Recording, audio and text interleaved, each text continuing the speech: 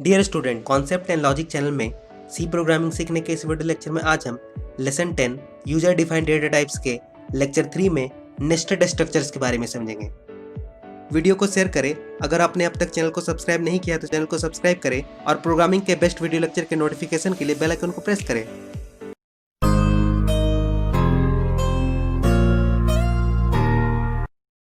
अगर आपने अब तक lesson 1 introduction to C, lesson 2 basics of C, lesson 3 arithmetic instructions, lesson 4 selection statements, lesson 5 iterative statements, lesson 6 arrays, lesson 7 strings, lesson 8 function, lesson 9 pointers और lesson 10 user defined data types के lecture 1 structures, lecture 2 array of structures के video lecture को नहीं देखा है तो उसका link मैंने डिस्क्रिप्शन में शेयर कर दिया है, या फिर आप हमारे चैनल के प्लेलिस्ट से जाकर वीडियो लेक्चर को देख सकते हैं। Lecture 3 nested structures. आज की वीडियो लेक्चर का objective and contents.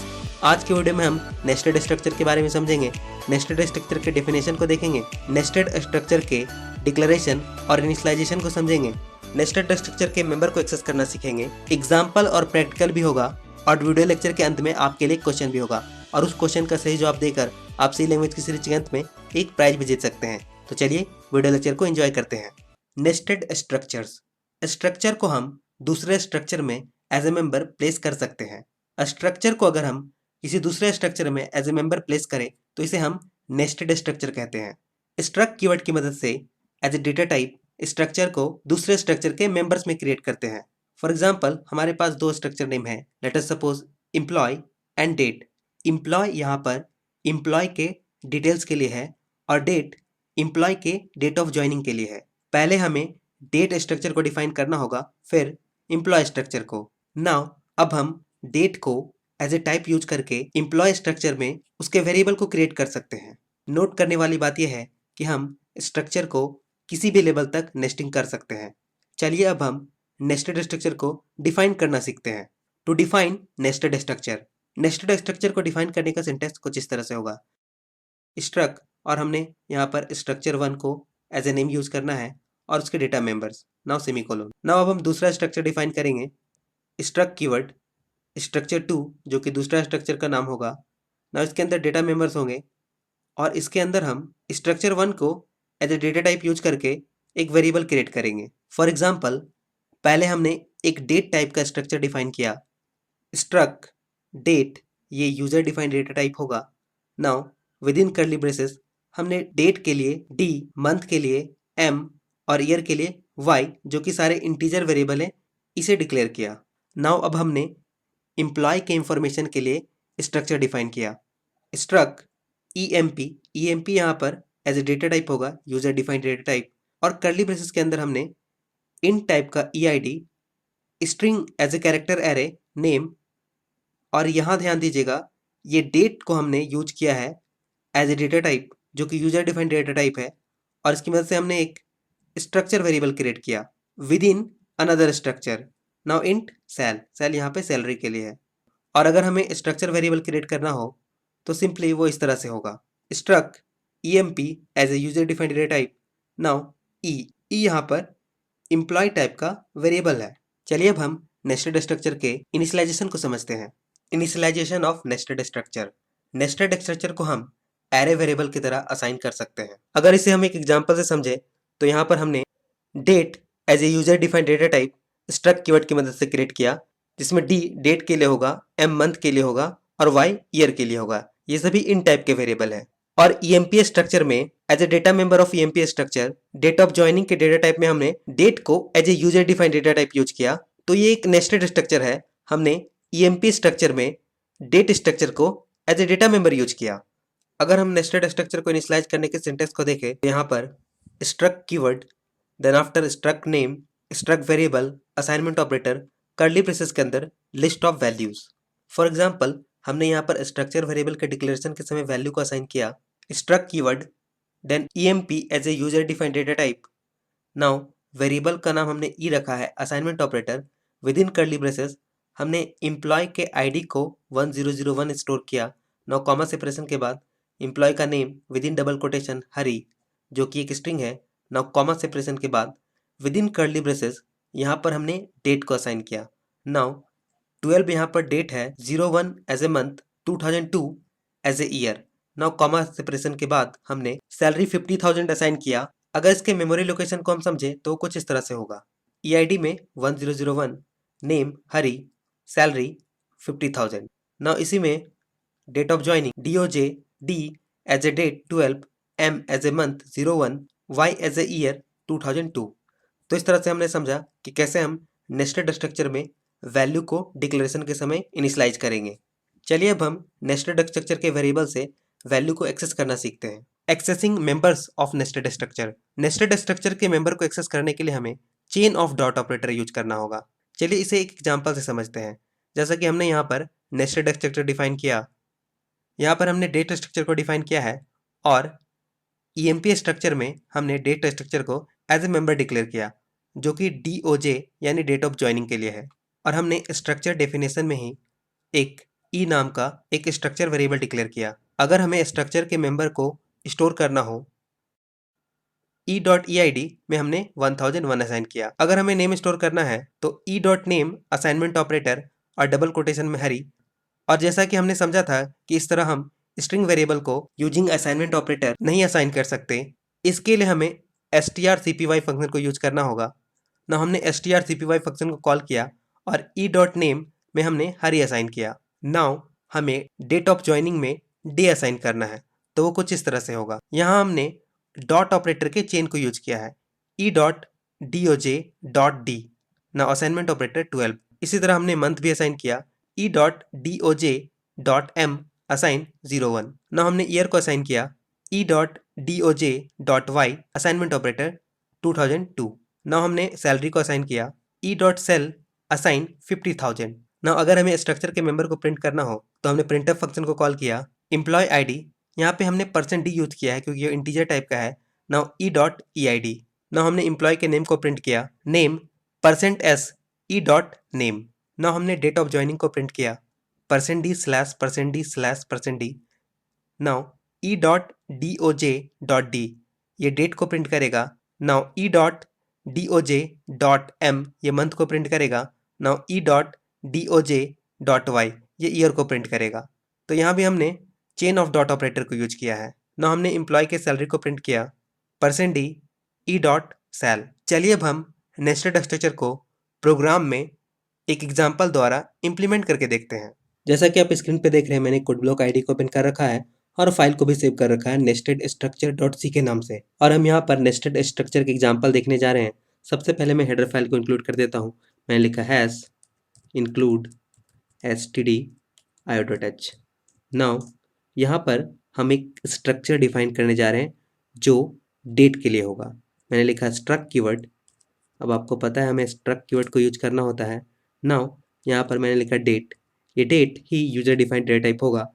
Now within curly braces मैंने यहाँ पर इन टाइप का D for date, M for month और Y फॉर ईयर, ये तीनों ही इन टाइप के हैं, इसलिए मैंने date comma month comma year इन तीनों को इस स्ट्रक्चर में डिफाइन किया। नाउ यहाँ पे जो हमने डेट को डिफाइन किया है, नाउ ये अब यूजर डिफाइंड डेटा टाइप है और इसे हम यूज करेंगे जो हम एक नया स्ट्रक्चर डिफाइन करने जा रहे हैं, उसमें एक स्ट्रक्चर भी क्रिएट करेंगे और उसमें इसे as a data type use करेंगे। नाउ मैं यहाँ पर एम्प्लॉय के इंफॉर्मेशन को स्टोर करने के लिए एक स्ट्रक्चर डिफाइन करने जा रहा हूँ। मैं लिखा struct keyword then EMP। Now ये यूजर डिफाइंड डेटा टाइप होगा। ना मैंने यहाँ पर कर्ली ब्रेसेस ओपन क्लोज किया। अब यहाँ पर मैं इन टाइप का मैं यहाँ पर एम्प्लॉय के ID को स्टोर करूँगा, इसलिए मैंने लिखा EID, ये एक वेरिएबल। नाउ एक वेरिएबल मैं कैर टाइप का स्ट्रिंग एरे डिक्लेयर करने जा रहा हूँ जिसमें मैंने नेम लिखा और इसका साइज मैंने मेंशन किया 20। Now semicolon. यहाँ में जो हमने डेट डेटा टाइप जो बनाया है user defined data type struct keyword से, ये एक स्ट्रक्चर है और इसे हम यहाँ पर यूज करेंगे डेट ऑफ बर्थ के लिए। तो मैं यहाँ पर इस डेट को as a data type use कर रहा हूँ और मैं एक वेरिएबल बना रहा हूँ जिसका नाम है DOJ means date of joining. Now ये जो वेरिएबल बना, इसमें हमें स्ट्रक्ट कीवर्ड को भी यहाँ यूज करना है क्योंकि हम जानते हैं जब भी हम user defined data type struct को यूज करते हैं तो हमें स्ट्रक्ट कीवर्ड यूज करना होता है। तो मैंने यहाँ लिखा स्ट्रक्ट। नाउ ये है नेस्टेड स्ट्रक्चर। देखिए ये स्ट्रक्चर जो हमने डेटा टाइप का डिफाइन किया था उसे हम EMP स्ट्रक्चर में फिर से यूज कर रहे हैं। Now this is nested structure. Now यहाँ पर मैं इन टाइप का सैलरी के लिए एक वेरिएबल बना देता हूँ सैल। नाउ इस तरह से देख सकते हैं हमने नेस्टेड स्ट्रक्चर को यूज किया यहाँ पर। नाउ यहाँ पर मैं एक मेन फंक्शन डिफाइन करने जा रहा हूँ और उसके अंदर हम नेस्टेड स्ट्रक्चर को यूज करेंगे। नाउ मैंने यहाँ पर लिखा void main और मेन फंक्शन का बॉडी स्टार्ट किया। मैं यहाँ पर emp as a data type पहले स्ट्रक्ट कीवर्ड को यूज कर लेता हूँ और then emp user defined data type से एक ई नाम का मैंने वेरिएबल क्रिएट किया। नाउ अगर हमें यूजर से वैल्यू लेना है, इसके लिए मैं printf एक मैसेज यूजर के लिए लिख रहा हूँ। उसमें यूजर से हमें सबसे पहले एम्प्लॉय के आईडी को लेना है। मैंने स्लैश एन यूज किया और यहाँ लिखा इंटर एम्प्लॉय आईडी। नाउ इस मैसेज को पढ़कर यूजर एम्प्लॉय के आईडी को इंटर करेगा और हम स्कैनएफ फंक्शन को यूज कर लेते हैं और स्कैनएफ फंक्शन के अंदर हम %d क्योंकि वो इंटीजर टाइप का है, नाउ कॉमा देकर एड्रेस ऑफ, जैसा मैंने आपको समझाया था कि यहाँ पर मेंबर को एक्सेस करने के लिए हम डॉट ऑपरेटर को यूज करेंगे, तो मैं यहाँ पे लिख रहा हूँ e.eid नाउ सेमीकोलन। नाउ हमें यूजर से एम्प्लॉय के नेम को लेना है। मैं यहाँ पर printf यूज कर रहा हूँ और विद इन डबल कोटेशन मैंने यूजर के लिए मैसेज लिखा स्लैश एन के बाद इंटर एम्प्लॉय नेम। नाउ ये मैसेज पढ़कर यूजर नेम को इंटर करेगा और मैं यहाँ पर गेट्स को यूज करूँगा, बट मैंने बताया था जब भी हम गेट्स फंक्शन को यूज करेंगे उससे पहले हम एफ फ्लैश फंक्शन को यूज करेंगे। मैंने यहाँ पे लिखा एफ फ्लैश और एफ फ्लैश क्या करता है, आपको मैंने बताया था कि ये जो भी बफर में है सब कुछ को क्लियर कर देता है। बेसिकली वो स्लैश एन को वहाँ से क्लियर करता है। यहाँ पे जैसे ही हम एम्प्लॉय के आईडी को इनपुट करेंगे और इंटर दबाएंगे तो बफर में स्लैश एन स्टोर हो जाएगा। अगर हम एफ फ्लैश फंक्शन को यूज ना करें तो वो बफर एरिया से स्लैश एन को ले लेगा और एम्प्लॉय का नेम इंटर नहीं होगा, इसलिए मैं यहाँ पर एफ फ्लैश को यूज करने जा रहा हूँ। मैंने लिखा एफ फ्लैश FLUSH फ्लैश और इसके अंदर हमें std इन को पास करना है नाउ सेमीकोलन। नाउ यहाँ पर हम गेट्स फंक्शन को यूज करेंगे और इसमें हम पास करेंगे e.name नाउ सेमीकोलन। अब हमें यूजर से डेट लेना है और यहाँ पे नेस्टेड स्ट्रक्चर में हमें वैल्यू लेना है। नाउ इसके लिए हमने एक मैसेज लिखा printf में printf और डबल कोटेशन के अंदर स्लैश एन के बाद enter date of joining. Now ये जो डेट होगा पहले यूजर को डेट इंटर करना है, फिर मंथ और फिर ईयर, इसलिए मैं यहाँ पर लिख देता हूँ DD/MM/YY, ये फॉर्मेट होगा। नाउ यहाँ पर मैं अब सेमीकोलन के बाद स्कैनएफ फंक्शन को यूज करने जा रहा हूँ और स्कैनएफ फंक्शन में हम within double quotation %d date के लिए होगा। नाउ मैं यहाँ पर एक ऑब्लिक लगा रहा हूँ ताकि यूजर भी ऑब्लिक इंटर करे। नाउ %d ऑब्लिक ये मंथ के लिए होगा, नाउ %d ये ईयर के लिए होगा। नाउ कॉमा सेपरेशन के बाद नाउ यहाँ पर डेट जो कि EMP स्ट्रक्चर के अंडर डिफाइन है, हमें नेस्टेड स्ट्रक्चर डेट में वैल्यू लेना है, तो यहाँ पर हम डॉट ऑपरेटर के चेन को यूज करेंगे। सबसे पहले एड्रेस ऑफ का साइन हम लगा देते हैं, देन आफ्टर यहाँ पे हम लिखेंगे e dot date of joining के लिए जो हमने वेरिएबल बनाया है DOJ नाउ डॉट d, इससे हमने डेट में वैल्यू लिया। नाउ फिर address of e dot DOJ dot m now comma address of e dot DOJ dot y। तो यहाँ देखिएगा डॉट ऑपरेटर को हमने 2 बार यूज किया है, पहले EMP वेरिएबल के बाद then after date of join variable के बाद। तो इस तरह से हमने डॉट ऑपरेटर का चेन यूज किया है। नाउ देन आफ्टर हम अब यूजर से सैलरी लेना चाहते हैं, तो हम यहाँ पर printf यूजर के लिए एक मैसेज डबल कोटेशन के अंदर मैंने स्लैश एन यूज किया इंटर एम्प्लॉयज सैलरी। नाउ ये मैसेज पढ़कर यूजर सैलरी को इंटर करेगा एम्प्लॉय का। नाउ यहाँ पर हम स्कैनएफ फंक्शन को यूज कर लेते हैं और within double quotation %d now comma देके address of e dot sal now semicolon.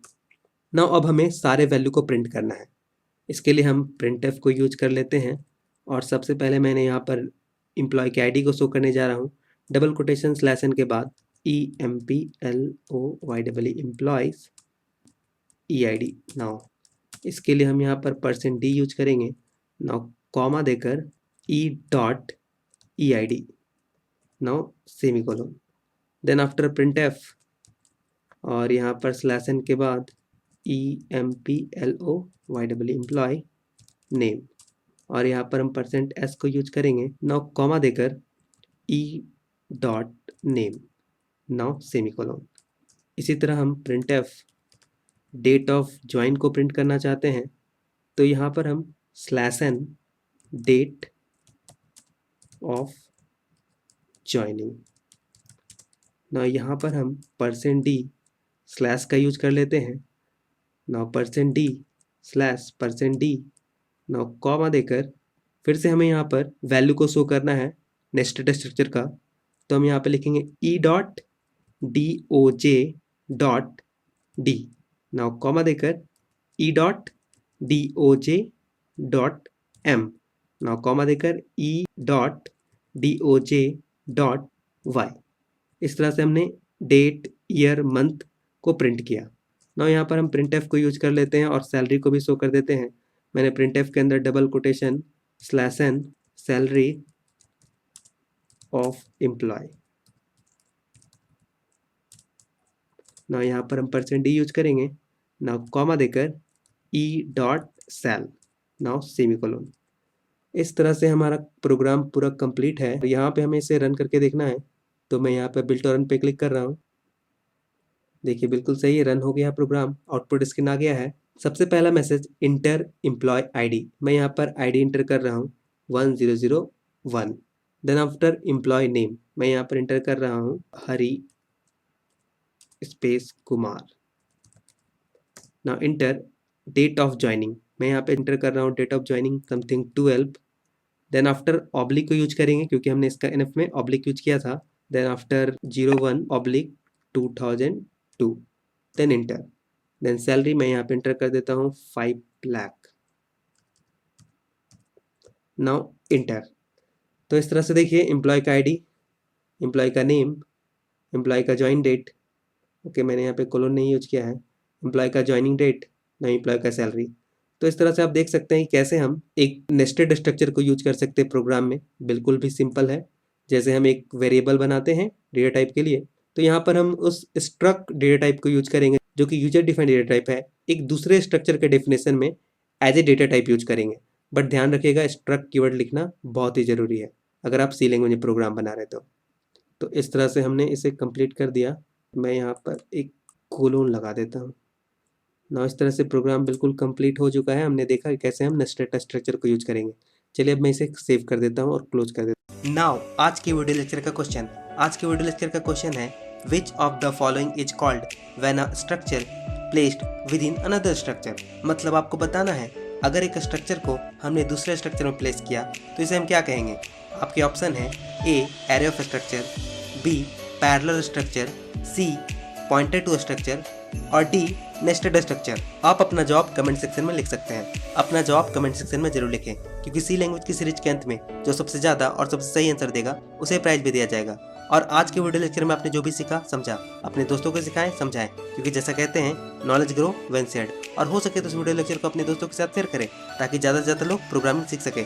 Thank you and take care.